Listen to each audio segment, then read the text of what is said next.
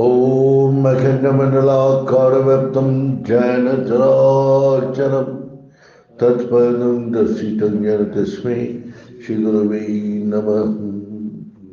गुरु ब्रह्मा गुरु विष्णु गुरुदेव महेश्वर गुरु साक्षात् परं ब्रह्म तस्मै श्री गुरवे नमः।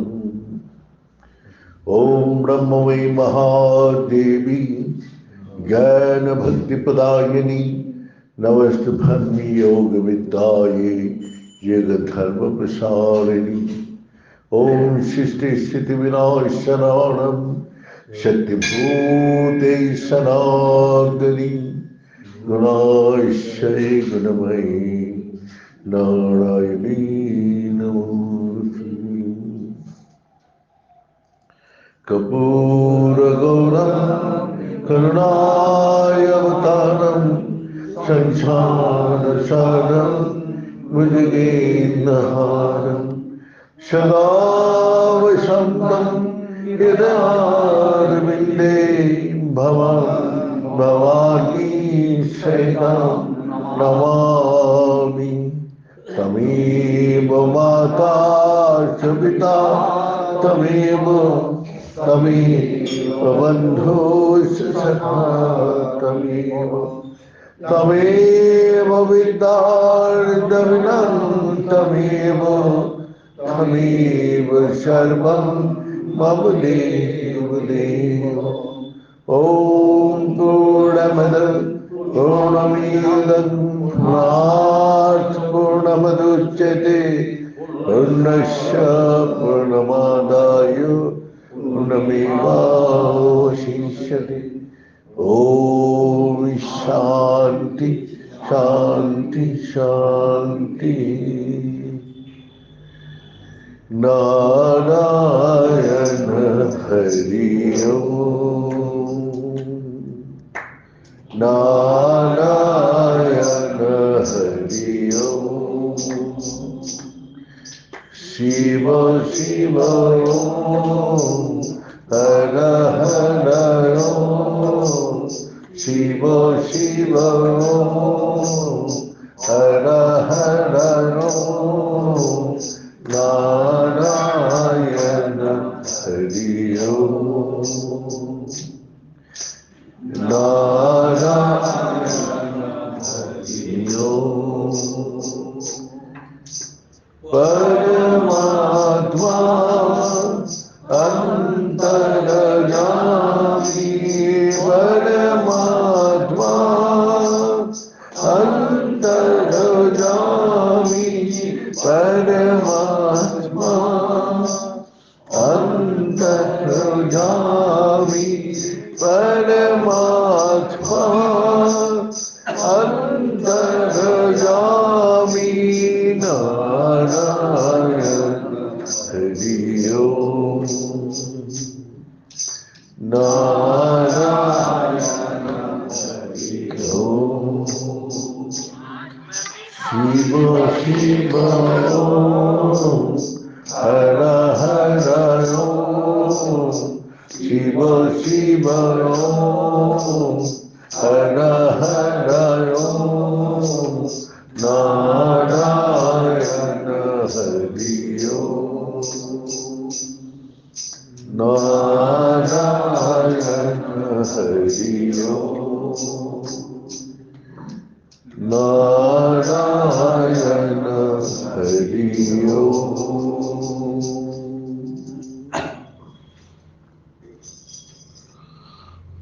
बहुत दिन पहले एक गुजरात का संत मिला, बहुत विद्वान और बहुत धनवान होते हुए भी दो कपड़ा अपना रखता था अपने कंधा में, एक अपना पहनता था एक। ऐसे गुजरात का संत बहुत कम मिलता है, क्योंकि गुजरात का जो भक्ति प्योर भक्ति है, कोई अभाव कोई कष्ट कोई दुख से संत नहीं बनता है। जिसको बनना है, भगवान ने जिसको संस्कार दे के भेजा है, वो कितना भी कुछ उसको दिया जाए, उसको मार्ग कोई नहीं रोक सकते।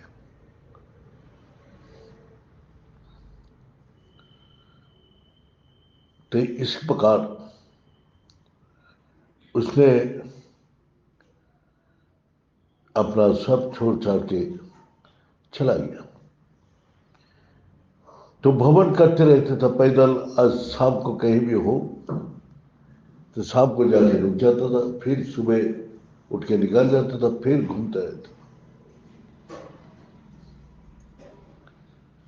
तो उसने मेरा साथ मिला। मैं भी तब यहाँ अकेला ही रहता था, तो मैं रोटी बनाता था। तो शाम को टाइम है, समझिए हम रह सकते हैं? हमारा हाँ जरूर। लेकिन यहाँ तो भोजन का व्यवस्था बहुत पूर्ण है। बोले कैसे? बोले रोटी और गुड़ ही मिलेगा और इसके अलावा और कुछ भी नहीं। नहीं नहीं सर, ये तो बहुत स्वादिष्ट प्रसाद है। भूख लगे तो हर चीज स्वादिष्ट लगते है, भूख ना लगे तो वो ये ठीक है, वो ठीक है, वो बेकार है। तो भूख में हर चीज मीठा लगता है। तो गुरु जी भी हम लोग को यही शिक्षा देता था, जब भूख लगे तब भोजन करो, नींद आए तब सो जाओ, और जब तुम अपना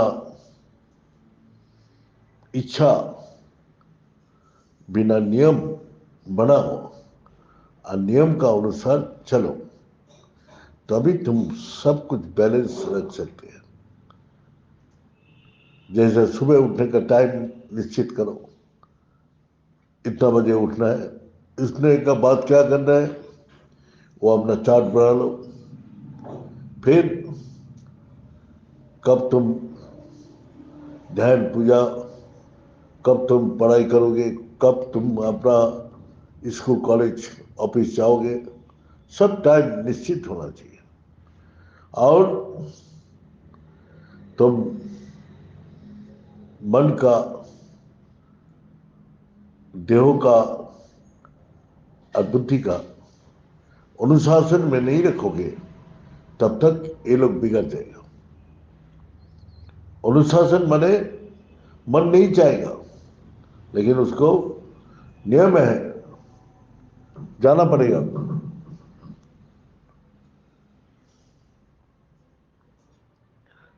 तो इसी प्रकार भगवान बोलते हैं, युक्त आहार विहार से, जो युक्त भाव से आहार और निद्रा जगते हैं, उठते हैं, कर्म करते हैं, जोग भवति दुखहा, इस नियम से इस संसार का सारी दुख को आप नाश कर सकते हैं। तो इस कारण से तुम अपना नियम को अगर बनाओगे, वहां लक्ष्मी और सरस्वती सदा ही निवास करें। अगर तुम पढ़ाई में कितना भी विद्वान हो, लेकिन आलस्य निद्रा, जब मर्जी उठा, जब मर्जी सो गया, जो मर्जी खा लिया, जब मर्जी, तो ये तुमको दुख कष्ट भोगाएगा ही भोगाएगा। इसीलिए तुम एक, गुरु जी हमको तो नियम बनाओ, नियम ही तुमको नियंत्रण करेगा। तो वही नियम का ऊपर जब तक अनुशासन नहीं करोगे, दूसरा तो एक दिन दो दिन करके छोड़ दिया, लेकिन खुद जब तक हम अनुशासन में नहीं चलूंगा, तब तक हमको जीवन में उन्नति और धन कमा नहीं सकते। दोनों ही, विद्या और धन, वही जो नियम से चलते वही उसके पास दोनों चीजें आती। तो वो उसने बोला, मैं गया नर्मदा तट पर, तो एक जगह एक झुपड़ी का अंदर बैठ के एक संत खाना बना रहे थे। तो मैं अंदर किया, जब उसको प्रणाम किया, जब मेरा तरफ देखा उसने, मैंने देखा ये तो मेरा वाइस चांसलर था, त्रिचूर यूनिवर्सिटी का वाइस चांसलर। उसने प्रणाम किया, उसने कुछ भी बात नहीं किया।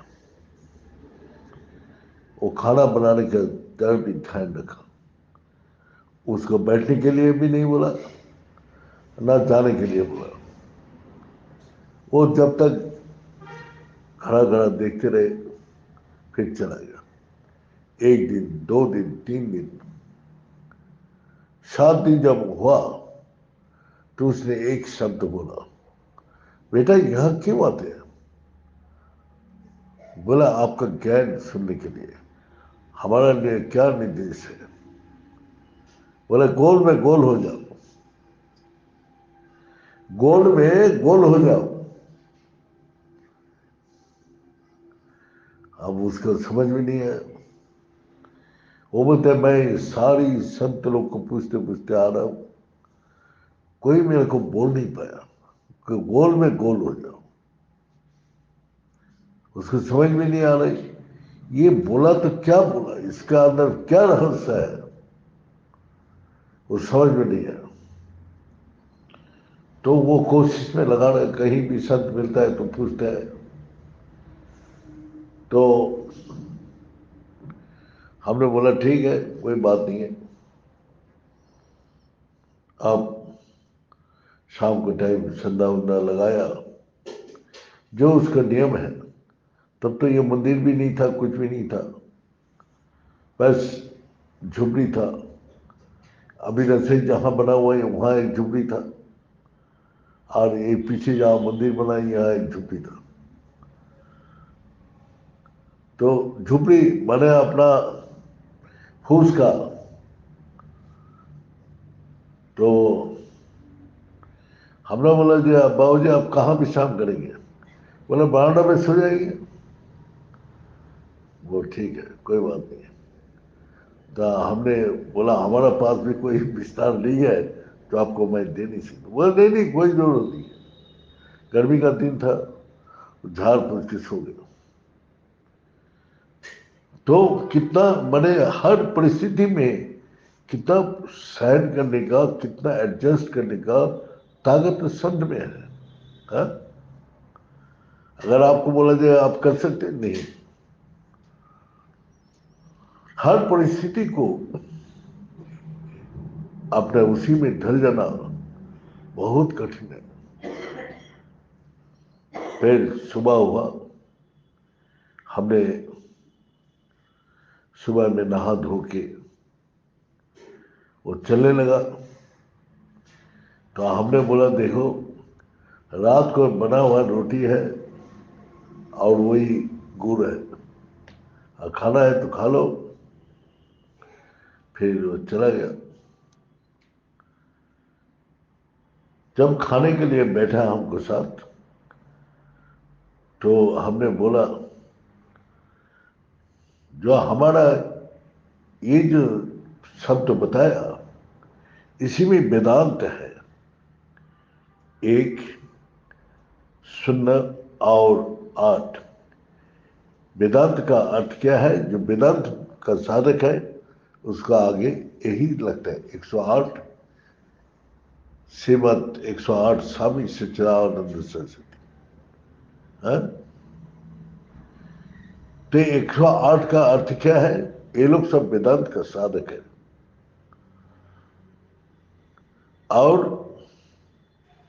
कोई 1008 लगाते थे कोई, तो 1008 का कोई भी अर्थ नहीं है जो 108 का अर्थ है। तो हमने बोला स्वामी जी अब तो बहुत विद्वान है, पढ़ा लिखा है, कुछ भी है, तो आपको ये समझ में नहीं आया गोल में गोल हो जाओ। तो ये संसार तो गोल है, और कहाँ गोल में गोल हो जाओ। इस संसार इतना विशाल है, तुम इस संसार को तुम नहीं जान सकते। तो गोल का अंदर और एक गोल है, वो कहाँ है? वही बिंदु है। जब तक एक बिंदु आप नहीं लेंगे, आप कंपास को खड़ा कीजिए तो एक बिंदु का ऊपर खड़ा करना पड़ेगा, फिर आप गोल बना सकते हैं। उसको पहले तो गोल नहीं बना सकते। उसके बाद फिर वो गोल बनाने के बाद गल का अंदर एक है, बाहर एक है। जो निशान पड़ गया, हाँ, जैसे बेरा दे दिया, ये साइड मेरा है अंदर का, और ये साइड बाहर का किसी का। तो यही एकम अद्वितीयम, एक जो बिंदु है, एक से उत्पत्ति हुआ क्या? माया। शून्य है। शून्य का क्या अर्थ है? जो शुरुआत है। जब जहां से आप चलने शुरुआत करते हैं तो वो जीरो होता है, हाँ? फिर आप उसको मापते जाइए, तो जीरो बिना आप माप नहीं सकते, जीरो छोड़ के नहीं माप सकते। तो वही जीरो माया है। तो इस संसार को आप किसी भी माप में नहीं पकड़ सकते।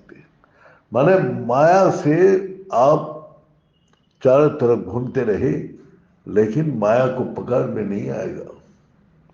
इसलिए यहां से आसमान तक जाने के बीच में हम लोग को क्या दिखाई देते? शून्य है। क्या शून्य है? वैज्ञानिक लोग होते हैं, इसमें बहुत कुछ है।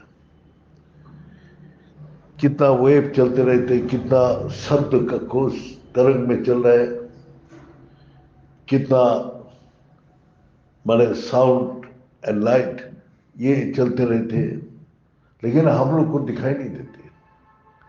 देखने के लिए वो विशेष ताकत चाहिए। ये शून्य को भेद करने के लिए, भाई शून्य का अंदर क्या है देखने के लिए आपको विशेष ताकत चाहिए। तो किसको? अपना व्यास जी ने संजय को दिव्य नेत्र प्रदान कर दिया। आज दिव्य नेत्र से वो सब कुछ देख पा रहे और सुन भी पा रहे। तो ये दिव्य नेत्र कहां से दिया? आपको अंदर है तो अभी तो उसको निकाला। तो हम लोग का अंदर एक दिव्य शक्ति बोलिए, दिव्य ज्ञान बोलिए, दिव्य नेत्र बोलिए, है। जो थर्ड आई जिसको बताया जाते हैं, उसको कौन खोल सकते हैं? जो तत्वदर्शी महापुरुष जिस तत्व को जानते हैं वही खोल सकते हैं। और उसको संजय को खोल दिया। अब संजय सब देखने लग गया, सब देख रहे हैं युद्ध में क्या हो रहा है, तो वो सारे डिले करने लग गया। जो देखो ये भगवान अर्जुन का ये ज्ञान दे रहे, दुर्योधन क्या कर रहे, दुर्योधन यहाँ खड़ा है, विष्णु क्या कर रहे, सब वर्णन करने लगे। तो वो बोलते हैं ये दिव्य नेत्र कब प्राप्ति कर सकते? जब बाहर का रेंज से अब अंदर प्रवेश करेंगे। बाहर का रेंज क्या है? जो बाहर का बेरा लगा के रखे, घर के अंदर घुस नहीं पा रहे, तो घुसने का दर्जा तो चाहिए ना, कहां से घुसेगा? तो घुसने का जगह ऐसी जगह है सुषुम्ना, जहां मन बुद्धि इंद्रिया का प्रवेश ही नहीं है। उस दुनिया में घुसने के लिए वो जगह रखा है जो मन बुद्धि इंद्रिया नहीं पहुंच सकते। वह पवित्र निर्मल पवित्र वायु का प्रवेश है। निर्मल पवित्र स्थिर वायु का, उसके अलावा और कोई भी प्रवेश नहीं कर सकते। तो प्रवेश हम लोग तो इस संसार में अष्टपास में पता हुआ है, आठों पास में पता हुआ है, और इसी सर्कल में ही घूम रहे हैं, बाहर का सर्कल भी, अंदर जाने का मौका ही नहीं मिल रहा है। इस संसार का आठों पास उसी में बधा हुआ है। यहाँ मन बुद्धि देहो काम करते हैं, और इसका अंदर जब चला जाएगा तो देह मन बुद्धि नहीं रहेगा। तब सारी शक्ति सूक्ष्म अवस्था में चला जाते हैं। मैंने अणु से परमाणु, तो सूक्ष्म सूक्ष्म मैंने सुखों से सुखों वहां प्रवेश कर सकते हैं। और उसका ताकत कितना है, बोलते हैं एक पत्थर ले जाओ तो उसको बोले ऐसे ही दे देते पत्थर, और एक हीरे का टुकड़ा इतना छोटा सा, उसका अंदर कितना ताकत है, उसका कीमत नहीं लाख रुपया, 1.5 लाख, 5 लाख, करोड़ों का ये बनते हैं। तो हमारा जितना सूक्ष्म काल में जाएगा उतना ही वो आगे। अब शून्य में भी वही सर्कल घूम रहा है। महामाया का माता का शून्य जो है इस सर्कल में घूम रहा है। क्या क्या हुआ है, अन्नमय कोश, अंदर क्या है, अन्नमय कोश, मनमय कोश, प्राणमय कोश, विज्ञानमय कोश, फिर आनंदमय कोश, और बाहर इससे और 2 है, भू भूव सहो महो जनो तपो शक्तो। ये 7 लोग भेद करते हैं, तब आदित्य गमन करने का ताकत उसको प्राप्ति कर सकते। सूर्य लोग को पहले उगल के पिघल के नीचे आ जाएगा। 7 लोग जो आदमी का अंदर ही वो ताकत है वो भेद कर सकते हैं, लेकिन इस संसार का कोई भी वैज्ञानिक शक्ति, कोई भी पदार्थ तो वहां प्रवेश कर ही नहीं सकते, नहीं जा सकते। तो इसीलिए आत्मा सूक्ष्म रूप है, लेकिन आत्मा को जो नहीं देखा है, वो नहीं जानते हैं, तो वो वर्णन नहीं करने नहीं सकते। आत्मा एक लाइट का मापिक है। जो लाइट ये सारे महाकाश में क्या क्या है आपको दिखा रहे हैं, शब्द को सुना रहे हैं, चल रहे हैं, बोल रहे हैं, देख रहे हैं, और उसी को समुद्र का 2000 फीट नीचे क्या है उसको एकदम क्लियर दिखाई दे रहा है। और लाइट पिन का वहां पे एकदम छोटा सा, लेकिन अंदर जा रहे हैं। आप कल्पना नहीं कर सकते, कल्पनातीत है। तो इसीलिए हम लोग इस चीज का अनुभव किया। अनुभव करने के बाद इस संसार बेकार लगने लगा। हमने बोला गुरुजी हमको कहीं भेजना नहीं, यहाँ झाड़ू लगाएंगे, यहाँ बर्तन साफ करेंगे, यहाँ अपना लैट्रिन साफ करूंगा। छोटा छोटा काम में अपने को छुपा के रखना बहुत आसान है। बड़ा काम करेंगे तो दुनिया जाए अरे ये तो बड़ा है, ये है, और पीछे कंधा पे चलते हैं तो और परेशान। दुनिया तो जानती नहीं, वो तो सिर्फ जान लिया अरे बाबा यहाँ जाने से सारे काम हो जाते, देखो सुबह से शाम तक भीड़ लग गई। तो इस कारण से जो गुरुजी का हमने बोला गुरुजी हम काम कर सकते हैं, लेकिन आपको चेला बन के काम करूंगा, गुरु बन के नहीं, आपको चेला बन के। गुरु ठीक है तो जो मर्जी कर, लेकिन पाठ का आदेश है, गुरु का आदेश है कर। तब वो संत को मैंने बताया, ये सर्कल में घूमते घूमते कितना करोड़ जन्म मिल जाते हैं, हाँ?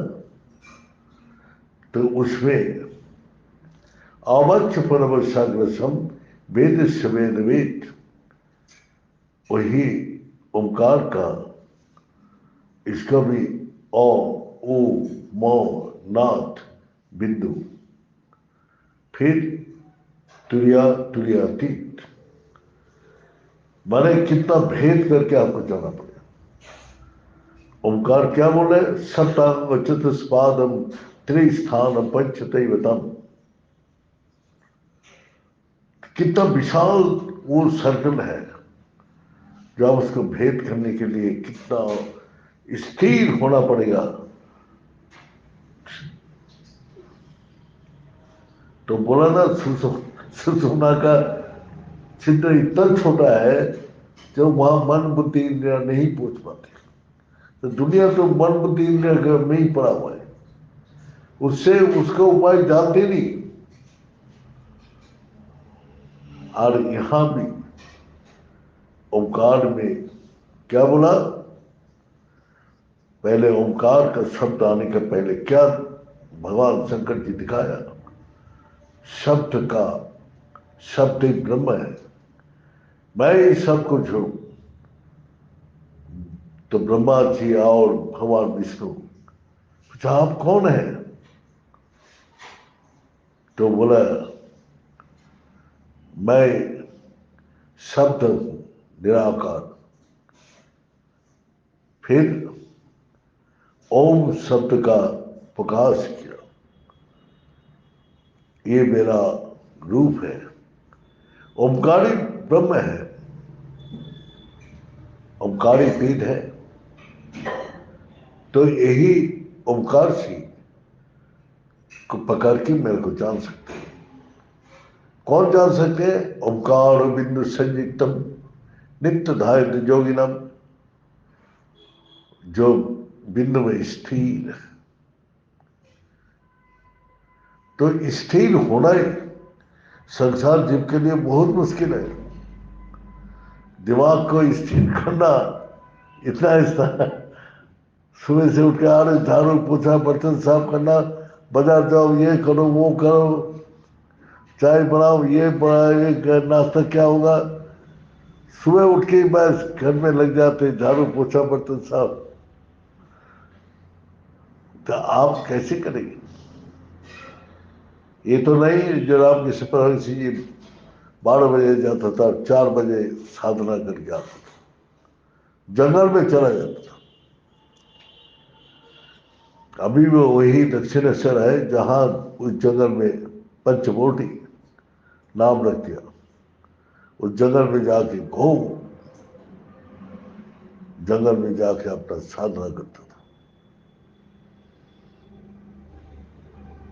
तो इस कारण से वही ये स्थिर करने के लिए उसने कितना प्रयास किया, तब वहां पहुंच पाया। तो यही चक्कर में घूमते रहे, घूमते घूमते जब वो बिंदु में पहुंच जाते,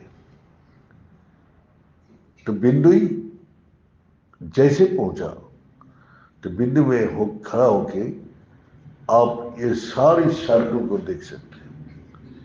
वही एक जगह है जहां और घूमना नहीं पड़ते, वहां स्थिर हो गया। तो चंचली जीव है और स्थिर शिव है, और स्थिर है इसीलिए ये सारी सृष्टि चल रही है, गर्म ठंडा, अपना दिन रात, यही इसके साथ ये महाकाश, सूरज चंद्र, सूरज, अपना जल, पृथ्वी, वायु सभी इसका अनुसार चल रहे हैं। तो बिंदु स्थिर है, इसीलिए इसको सर्किल में सभी चल रहे हैं। और जैसे बिंदु हिल जाएगा ये प्रलय हो जाएगा। तो इसीलिए वो संत ने आपको बोला देखो ये शून्य जितना लगाओ कोई भी वैल्यू नहीं है। एक शून्य के बाद और एक शून्य बैठाओ, कोई वैल्यू मिलेगा? हाँ, जब तक तुम एक को नहीं मिलेगा, पहले एक बैठाओ, फिर जितना भी शून्य बैठाओगे उसको 10 गुना ताकत मिलेगा। एक का बाद एक शून्य बैठाए 10, 10 का बाद एक शून्य बैठाए तो 100, 100 का बाद एक लगाए तो और 1000, 1000 का बाद लाख। हाँ, तो कितना कितना ताकत बढ़ती जा रही है। और एक को नहीं मिलेगा तो संसार भी शून्य में घूम रहे। और इस संसार का अंदर भी अगर चला गया तो वो भी ये शून्य में घूम रहे। जब तक एक नहीं मिलेगा तब तक आप कोई भी वैल्यू आपको मिल नहीं सकते। तो इसीलिए ये संसार झूठ है। लेकिन जब एक मिल जाएगा तो सारी शून्य का कीमत आपको मिल जाएगा। इसीलिए बोल रहे हैं ओंकार बिंदु संयुक्तम नित्य धायंत योगिनम कामदमर्शनम चैव ओंकार ये नमो नमः। उसका जितना मनोकामना है इच्छा मात्र ही वो सब कुछ पूर्ण हो जाते हैं और वो सारी मुक्ति को पार कर लेते हैं। और कई बार मुक्ति प्राप्ति कर लेते हैं जो जन्म मृत्यु से उनको हमेशा के लिए छुटकारा मिल जाते। तो यही जो शून्य गोल में गोल हो जाओ, वही संत ने कितना एक छोटा सा बातों में वेदांत का सारी ज्ञान दे दिया। गोल में गोल हो जाओ, ये बोल के यह समाप्त करता हूं। ओम पूर्णमद पूर्णमिदं पूर्णात् पूर्णमुदच्यते पूर्णस्य पूर्णमादाय पूर्णमेवावशिष्यते। ओम शांति शांति शांति।